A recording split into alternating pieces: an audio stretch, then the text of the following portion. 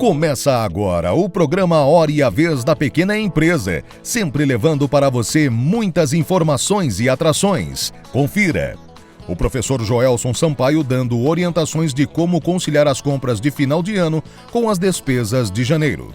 O advogado Piraci Oliveira comentando 3 importantes temas de interesse dos empresários. E nesta semana o presidente do Simp, Joseph Cury, recebe o ex-ministro da Comunicação, Andréa Matarazzo. Fique conosco.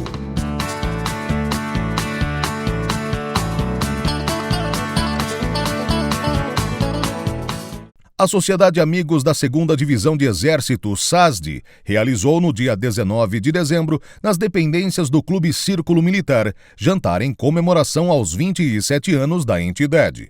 Foi uma noite de muita confraternização e homenagens. Hoje comemorativa dos 27 anos da SASD, a despedida do General Novaes, que está indo, é o comandante da 2ª Divisão, vai assumir uma função em Brasília, a entrada de novos associados e uma condecoração, que é a primeira condecoração da sociedade, que é uma moeda, vamos entregar para colaboradores, pessoas que estiveram há muito longo do tempo e que já desempenharam papéis sociais junto à nossa sociedade.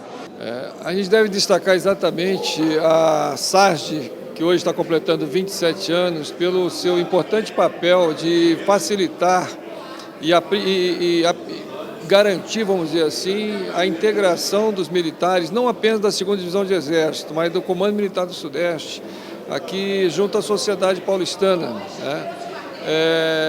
As relações institucionais ficam mais favorecidas com esse trabalho da SASD e por isso é um papel relevante aqui no âmbito do Comando Militar do Sudeste. A gente fica muito agradecido a esse trabalho desenvolvido pela presidência e pela direção da SASD. Isso reforça muito as relações entre os civis e militares.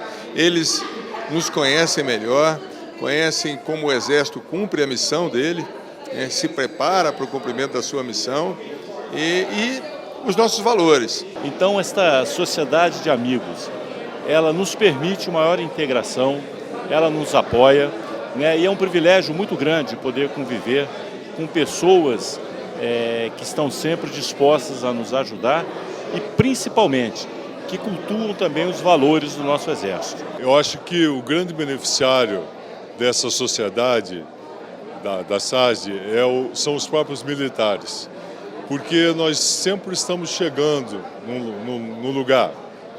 E quando a gente chega num local como São Paulo, encontra amigos que nos acolhem, essa chegada se torna muito mais fácil, muito mais agradável.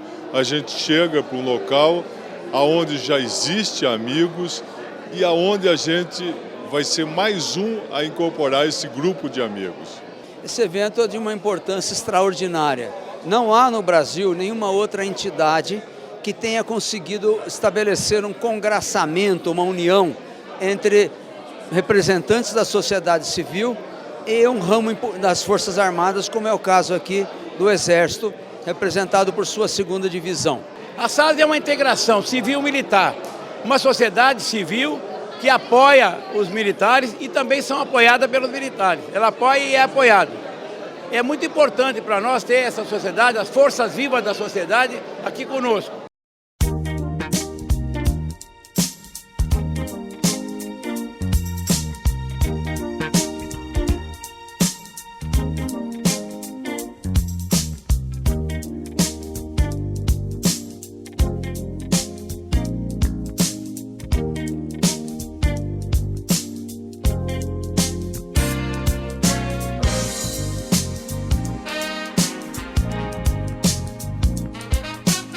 A árvore de Natal foi criada na Alemanha e tratava-se de um pinheiro enfeitado com maçãs.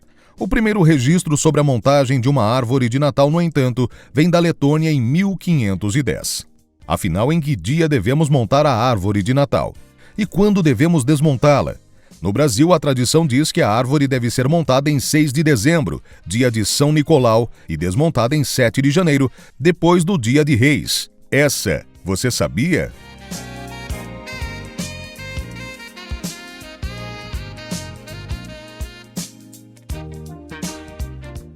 Olá, 2019 que se encerra, 2020 que se avizinha. Do ponto de vista do empreendedorismo, do ponto de vista empresarial, muito que se comemorar pelo que aconteceu durante o ano. Poderíamos gastar aqui um grande tempo, vários programas, enaltecendo as medidas em busca de eficiência do Executivo e do Legislativo. Lei da liberdade econômica, a questão da medida provisória do contribuinte legal, consolidação das regras trabalhistas. Temos muito que comemorar do ponto de vista da legislação que trouxe segurança jurídica para o mundo empresarial. Acontece que no final do ano, já com vistas a 2020, há um planejamento importante a ser trabalhado com vista a 3 pontos que eu acabo de separar. Primeiro deles, o Supremo Tribunal Federal acaba de julgar, acaba de criminalizar o não recolhimento do ICMS. Pela modulação da decisão, o ICMS do devedor compulsivo, daquele que de modo doloso não paga o imposto recolhido, passa a ser punido no âmbito penal.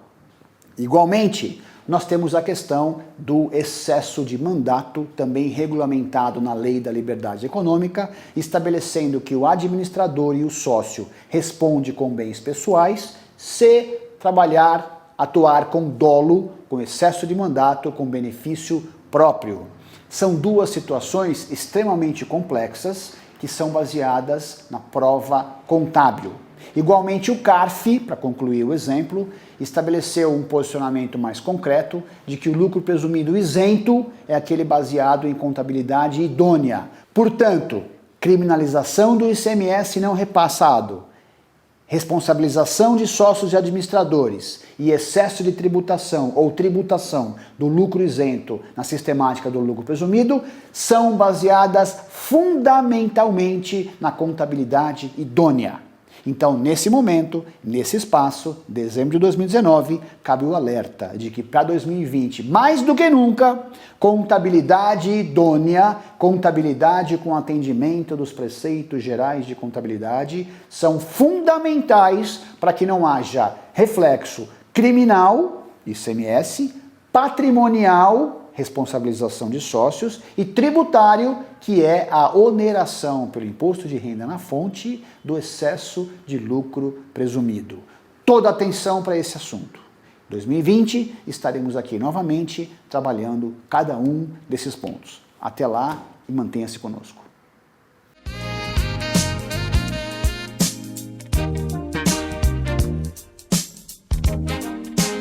Desde 9 de dezembro, o Centro Histórico de São Paulo está tomado pelo espírito natalino. Até o próximo dia 23, a região central contará com iluminação e atrações especiais para alegrar os visitantes, incluindo a Praça do Patriarca, Praça da Sé, Edifício Matarazzo e o Mosteiro de São Bento. Com o tema Luz no Coração da Cidade, todos os dias haverá atividades diferentes. Este é o 2º ano em que a cidade realiza a edição do Festival de Natal. A programação prevê mais de 100 shows e espetáculos, 3 paradas de Natal, uma fanfarra, mais de 20 presépios, 15 corais, 10 tours turísticos e 9 orquestras, entre outras atrações.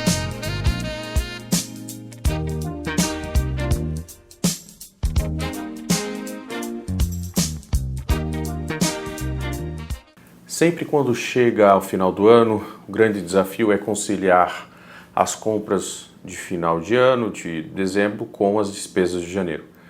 E nesse caso, o segredo é conseguir adequar o orçamento dentro de um planejamento financeiro. Ou seja, em dezembro temos um aumento das receitas por conta do 13º principalmente, porém, em janeiro vem mais contas, o que demanda e exige mais planejamento por parte das famílias.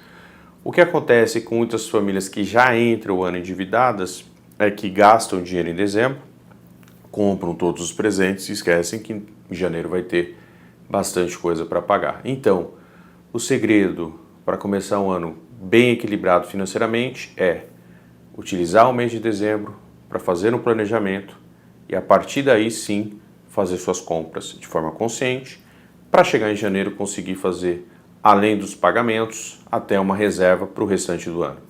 Boa sorte!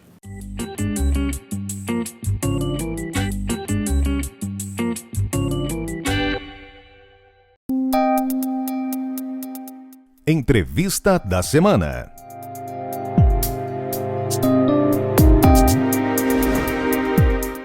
nosso convidado de hoje é Andréa Matarazzo, foi ex-ministro de Comunicação do governo federal e exerceu os mais variados cargos, desde vereador, secretário, enfim, tem uma longa carreira, um histórico, além de ser empresário e ter uma grande história empresarial. É um prazer tê-lo conosco.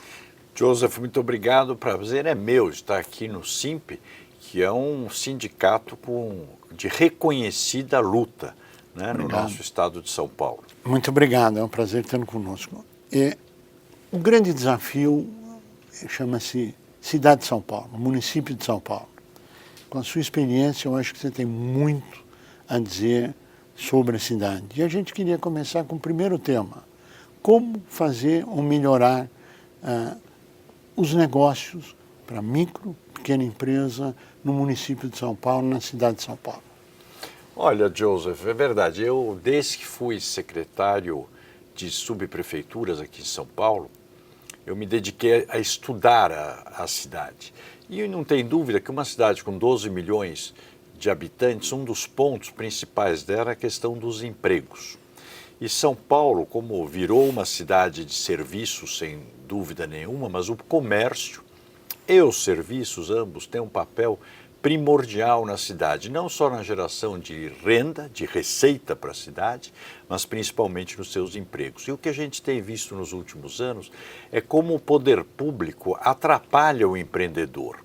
O poder público, ele, ao invés de ser aquele que ajuda e estimula, né, ele não, ao contrário, ele está sempre no cangote daquele que produz, daquele que trabalha, atrapalhando. Então, assim, alguns exemplos. Uma burocracia, qualquer coisa que você precisa na cidade de São Paulo é um tormento para você conseguir. Qualquer licença de funcionamento, tudo isso. Então, você imagina, você quer fazer uma atividade como, aliás, tem milhares na periferia de São Paulo, pequeno bar, pequeno salão de cabeleireiro, pet shop pequenininho, etc., em espaços de 20, 30 metros quadrados. Você precisa ter uma licença de funcionamento. E todas essas regiões, principalmente as de periferia, elas são irregulares. São? Só que você tem o negócio lá e, ao mesmo tempo, você também tem fiscal lá. Então, o que o fiscal está fazendo? Porque se é irregular e tem fiscal, teoricamente, deveria estar fechado, mas não está. Então, tem coisa errada. Você está fomentando a corrupção. A burocracia fomenta a corrupção. Então, a meu ver, estabelecimentos comerciais de determinadas atividades, principalmente nesses bairros onde há muita dificuldade de encontrar imóveis regularizados, eles não precisariam ter a licença de funcionamento padrão, bastaria ter um termo de permissão de uso e o proprietário ser um microempreendedor individual. Mesmo porque se a área está irregular, se deve à omissão do Estado e à concessão do Estado em permitir que se coloque água, energia elétrica, ruas, etc. Então, é o Estado, é o município que não fez a sua lição de casa. O empresário não pode ser penalizado. Não regularizou a atividade. Você sabe que em São Paulo, e quem está nos ouvindo, acho que é importante saber, dos 12 milhões de habitantes, obviamente boa parte trabalha, mas dos empregos da cidade formais, somente 10% estão na periferia. Você tem 90% dos empregos formais no centro expandido e só 10% na periferia. E na periferia mora 50% da população. Então você condena essas pessoas a passarem pelo menos 4 horas por dia no transporte público. Para chegar ao Outro trabalho. lado, para o comércio e para os serviços. Se você tiver, por exemplo, o comércio de bairro é uma atividade muito importante numa cidade. Por quê?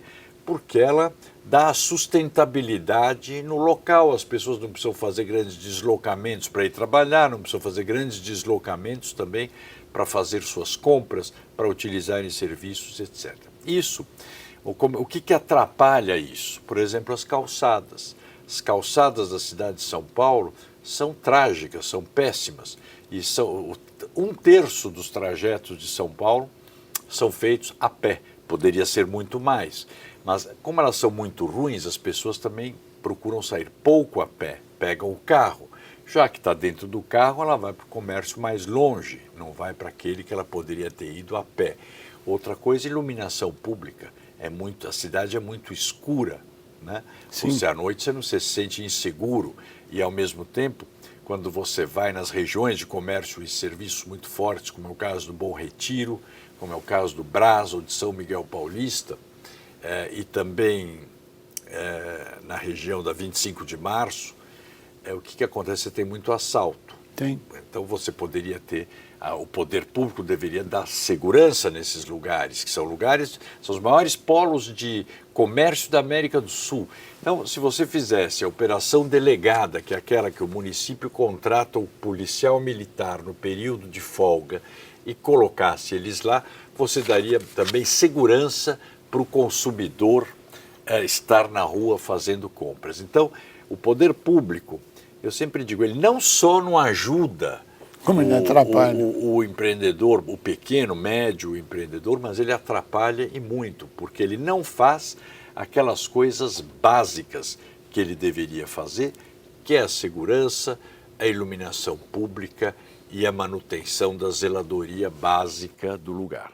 Como é que se aumentaria o nível de emprego numa cidade como São Paulo, na sua avaliação?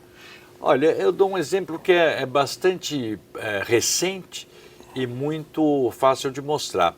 Quando eu fui secretário, quando eu estava secretário de subprefeituras, já como subprefeito, eu me lembrava que eu perdi um tempo enorme com o quê? Apreensão de coisas irregulares. Você tem na cidade ambulantes, muitos ambulantes irregulares. 90% dos ambulantes, eu diria isso sem risco de errar, eles vendem o quê numa cidade como São Paulo? Contrabando, carga roubada ou pirataria.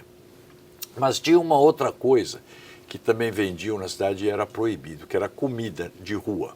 Então o cara que vende lá, tem lá a bandeja de coxinhas ou empadinhas, enfim. E numa cidade do tamanho de São Paulo, você não vai imaginar que as pessoas todas almocem ou jantem em restaurante por causa do preço, e muito menos que vão para casa almoçar. Então, eu passava metade do dia, você imagine, vendo a apreensão de cachorro-quente, cana-de-açúcar, abacaxi. Não, e a coisa mais exótica é que você tinha que aprender e tinha que guardar isso daí. Como é que você guarda essa quantidade e aquelas bancas de yakisoba na Avenida Paulista? Então, e como era proibido, tudo isso era muito mal feito, porque o cara sempre corria o risco de perder.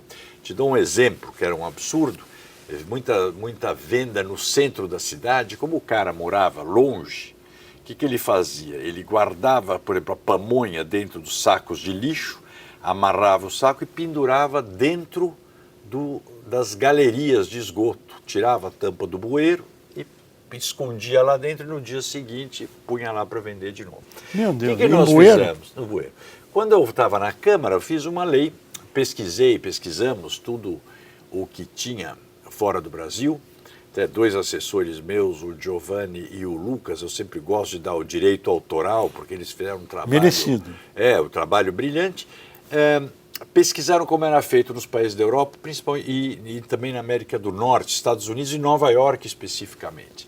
Todos os lugares têm a regularização, e fizemos a regularização. Então, veja, por exemplo, a quantidade de food trucks que apareceram. Isso tudo gera emprego e renda. E o que nós precisamos eu acho, mais do que o empregado, é o empreendedor. Claro. E o jovem hoje, não é o jovem da nossa geração. A nossa geração, tudo bem, que hoje está com 40 anos, né, Joseph? Nossa, 40 um pouquinho mais, anos. um pouquinho mais. A nossa geração queria estudar para ser advogado, engenheiro e queria ser diretor, lembra? Ele queria ser da Volkswagen, ou gerente do Bradesco, diretor. Hoje o jovem não quer nem saber disso, ele quer ser dono do próprio nariz. Isso. Então você tem N atividades numa cidade como São Paulo, quer ver uma delas? O setor cultural. Você tem N possibilidades, não só na produção cultural, ou no cara ser artista, mas a iluminação de teatro, sonoplastia, DJ, né, por exemplo. É verdade. Né, MCs, que tem tantos por aí. Então você tem que dar um empurrão nesse sentido. E o poder público tem um papel importante aí em estimular a geração de emprego e renda numa cidade como São Paulo. Com a sua experiência, o diagnóstico está aí, está colocado o diagnóstico. Por que é que o poder público não faz? Porque saber Quem sabe? Por que não toma as medidas? Vou te dizer, porque fere interesses, não interessa? Não é só isso. Primeiro, vou falar assim, olhando para o nosso telespectador, que infelizmente a classe política hoje, ela não está pensando na próxima geração, ela está pensando na próxima eleição. Esse é o grande problema. Então o cara não faz projetos de longo prazo que interessem para a sociedade, que é o que precisa. Né? Isso é um ponto. Outro ponto é o grau de inexperiência. Você vê o seguinte, aqui em São Paulo, todo mundo usa a Prefeitura de São Paulo como se fosse um estágio para aprender a ser outras coisas, um trampolim para outros lugares. Isso é um absurdo. São Paulo é uma cidade, tem 12 milhões de habitantes, 3 milhões e meio sem saneamento básico ainda. E 3 milhões morando em 1.260 favelas que existem nessa cidade. Você fala, não, só nos bairros pobres? Não. Butantã, por exemplo, tem 96 favelas. Tem cabimento um negócio desse? Não. Então, é uma cidade com problemas gravíssimos e uma desigualdade muito grande. Você sabia, olha o absurdo, uma pessoa que nasce em Cidade de Tiradentes, o Hermelino Matarazzo, que é a periferia, tem uma vida, idade morre, ou tem uma perspectiva de vida de 57 anos. Né?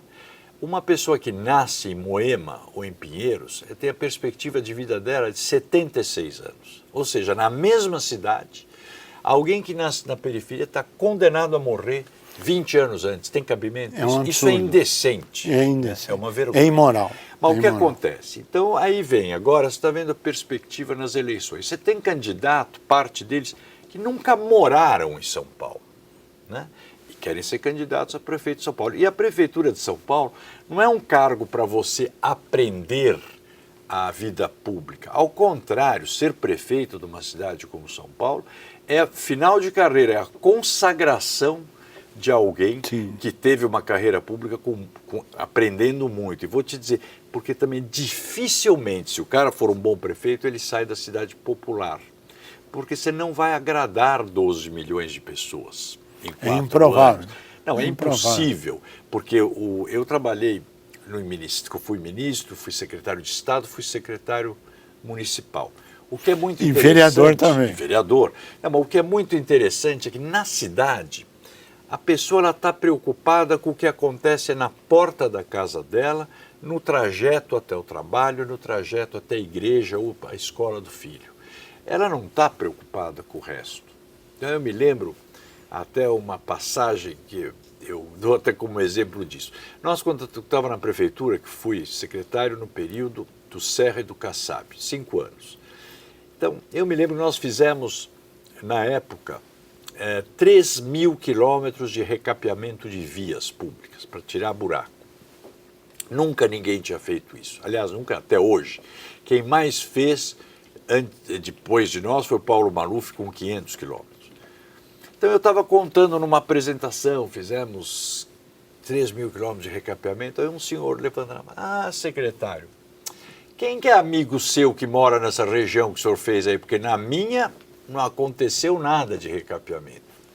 Por quê? Porque São Paulo tem 17.000 quilômetros de vias públicas. Então, quando você faz 3.000, 4.000, você agradou os que moram nessas, mas os das outras estão muito bravos. André Matarazzo, nós chegamos ao final do nosso tempo, mas tem uma pergunta que não quer calar. O senhor será candidato a algum cargo municipal nas próximas eleições? Vou te dizer, Joe, eu sou muito claro, né? Quem sabe isso é um dos meus problemas na política, né? De ser muito direto com as pessoas. Claro, eu venho me preparando há 15 anos para um dia ser prefeito da minha cidade, que eu acho que isso... Eu gostaria de encerrar minha carreira como prefeito de São Paulo e espero conseguir nessa eleição de 2020. Vamos ver. Desejamos sucesso na sua empreitada. A você que esteve conosco, o nosso mais profundo agradecimento, com a certeza que estaremos juntos na semana que vem. Até lá!